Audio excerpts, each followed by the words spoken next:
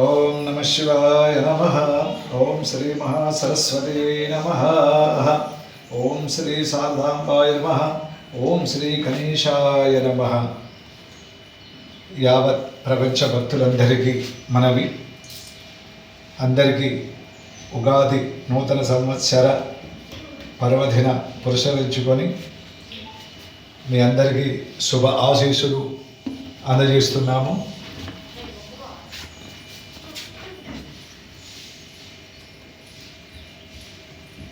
ఈ ఒక సంవత్సరము ఉగాది నామ సంవత్సరము, పరాభావనామ సంవత్సరము. అంటే అందరూ భక్తులందరికీ సంశయం ఉండవచ్చు. పరాభావనామ సంవత్సరం అంటే చాలా పరాభావం అంటే అన్ని అరిష్టాలేమో ఏందో అనేటువంటి ఆలోచన ఉండవచ్చు. పరాభావనామ సంవత్సరం అంటే అంటే శివుడు, భావనామ సంవత్సరము అంటే అమ్మవారు, అంటే అర్ధనారీశ్వరుడితో కూడినటువంటి ఈ సంవత్సరము అన్ని శుభ ఫలితాలు అనేటువంటి కలగజేస్తాయి. కాబట్టి అందరికీ ఈ యొక్క పరభావనామ సంవత్సరము మీ అందరికీ శుభ ఆశీస్సులు పొందాలని ఆ భగవంతుని వేడుకుంటూ మీరందరూ సుఖ సంతోషంలో ఉండాలని చెప్పేసి ఆశిస్తూ ఈ సంవత్సరము ఈ ఒక 12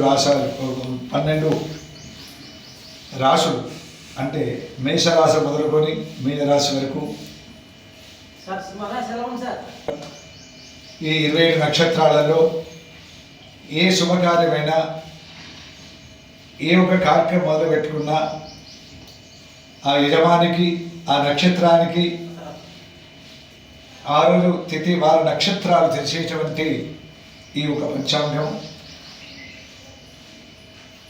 కాబట్టి ఈ పంచాంగంలో తిథి వార నక్షత్రము అంటే మంచి కార్యక్రమం అనేటువంటి ఏ భౌగోళిక కార్యమైనా, ఏ శుభకార్యాలైనా, ఏ కార్యక్రమం అయినప్పుడు కూడా ఈ పంచాంగాన్ని చూసుకొని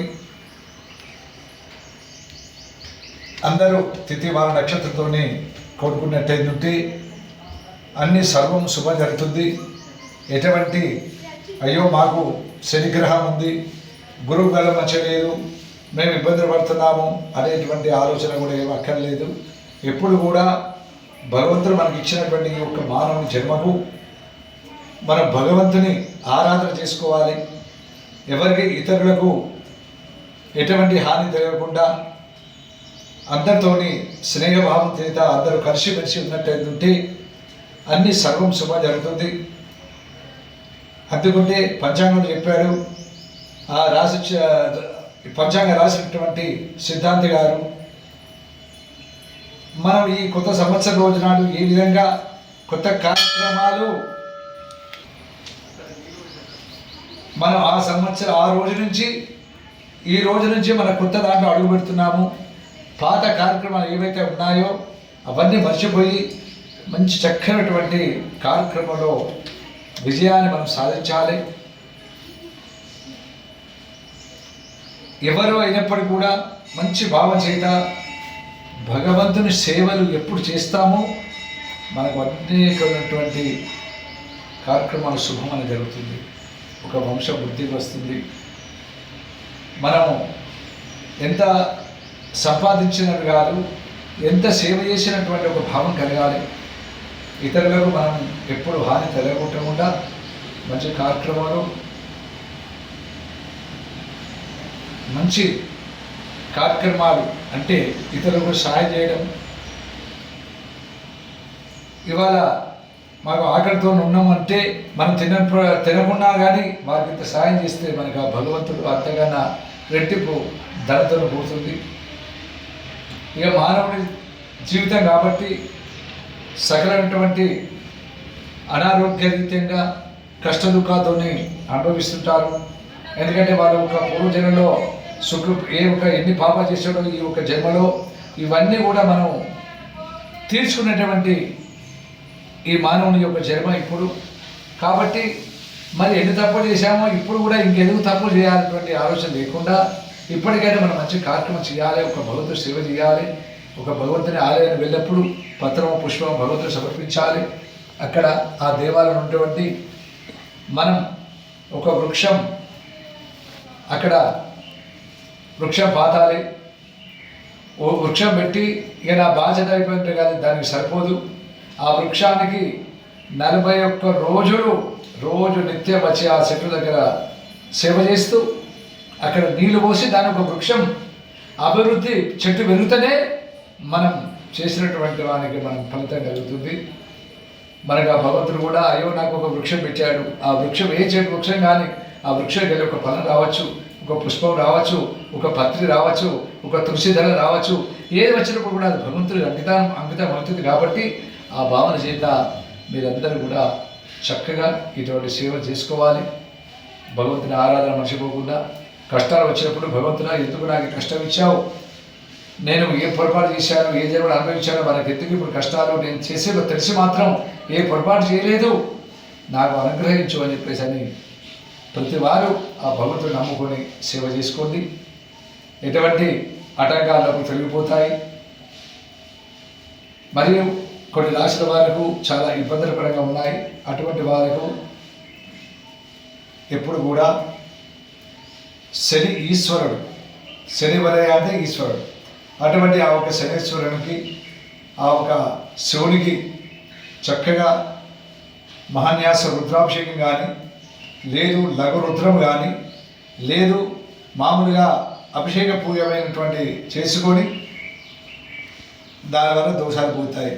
ఇంకా ఆయనకి నైవేద్యం కూడా నువ్వులు బెల్లం మెత్తగా దంచి ఉండలు కట్టి నైవేద్యం పెట్టి ఆ దేవాలయం ఉన్నటువంటి వాళ్ళకి పంచిపెట్టండి. లేదు ఇతరులు ఏదైనా జంతువులకు పెట్టండి.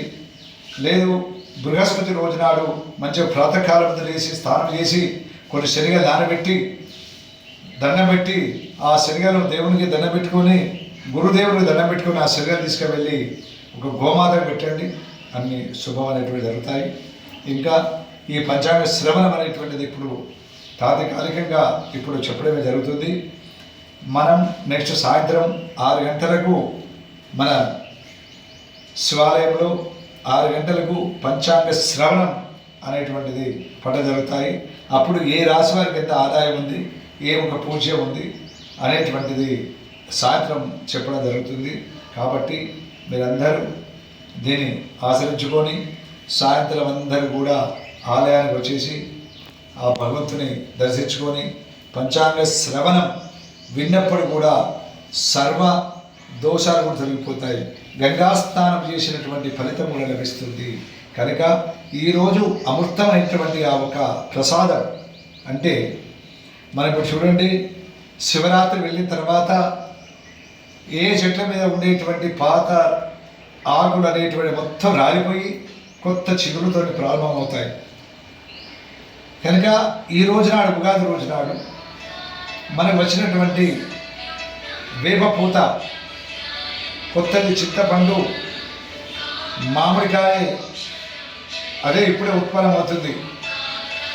ఈ చేదు పులుపుతో కలిపినటువంటి దాన్ని మనం ఆ భగవంతునికి నైవేద్యం పెట్టి ఆ తీర్థం తీసుకుంటే సర్వ దోషాలు కూడా తొలగిపోతాయి, ఎటువంటి వ్యాధి కూడా నివృత్తి అవుతుంది. కాబట్టి ఈరోజు ఆ ఒక దాన్ని ఔషధ రూపకంగా దాన్ని స్వీకరించాలి.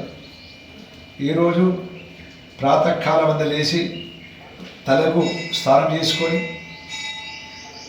మంచి స్నానం చేసి ఇష్ట దైవారాధన ఏ దేవత ఉన్నాడో ఆ దేవుడిని నమ్ముకొని మాతాపితృలకు వందనం చేసుకొని తదుపరి నూతన వస్త్రము, అయ్యో మనం ఎన్నో బట్టలు ఉన్నాయి కదా ఇంకా ఎందుకు అని అంటారు కాదు.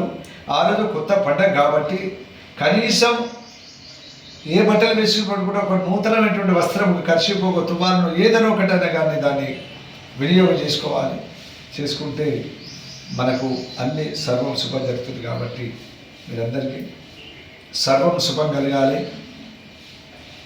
పాడి పంట అన్నీ కూడా సుఖసంతగా ఉంటే రాజ్యానికి పెట్టినటువంటి పీడభయాలు కానీ, గ్రామానికి పెట్టినటువంటి దోషాలు కానీ, జిల్లాకు పెట్టినటువంటి దోషాలు కానీ ఇవన్నీ కూడా తొలగిపోయి సుఖ సంతోషాలు కూడా ప్రతి ఒక్కరు కూడా ఉంటారు. కాబట్టి మీరందరూ చక్కగా ఈ కార్యక్రమం విని సాయంకాలం కూడా దేవతారాధన చేసుకొని, ఎందుకంటే అన్నిటికన్నా ముఖ్యమైనటువంటిది శివ ఆరాధన, దాన్ని చేసుకొని చక్కగా భగవంతుని ఆశీస్సులు పొందాలని చెప్పేసి అని ఈ ముఖంగా మీకు తెలియజేయడం జరుగుతుంది. సాయంత్రం వచ్చినట్టే సాయంత్రం వచ్చి ఈ పంచాంగ శ్రవణ విని ఏ రాశుల వారు ఏ నక్షత్రాలకు ఏవైతే ఉన్నాయో ఆ పదాలు కూడా అందరు కూడా విని ఆ భగవంతుని అనుగ్రహం పొందాలని చెప్పేసి అని అందరికీ కూడా ఈ చెప్పడం జరుగుతుంది. వీరందరూ సుఖ సంతోషంగా ఉండాలని ఆ భగవంతుని మనసువాసిగా కోరుకుంటున్నాము. సర్వే జన సుఖినో భవంతు, లోకా సమస్త సుఖినో భవంతు. ధర్మో రక్షిత. ధర్మాన్ని కాపాడుతుంటే మనకు రక్షణ కలుగుతుంది కాబట్టి అటువంటి ధర్మాన్ని కూడా కాపాడాలని చెప్పి ఆ భగవంతుడు పెట్టుకుంటున్నాము. హర నమ పార్వతీపదే. హర హర మహాదేవ శంభో శంకర.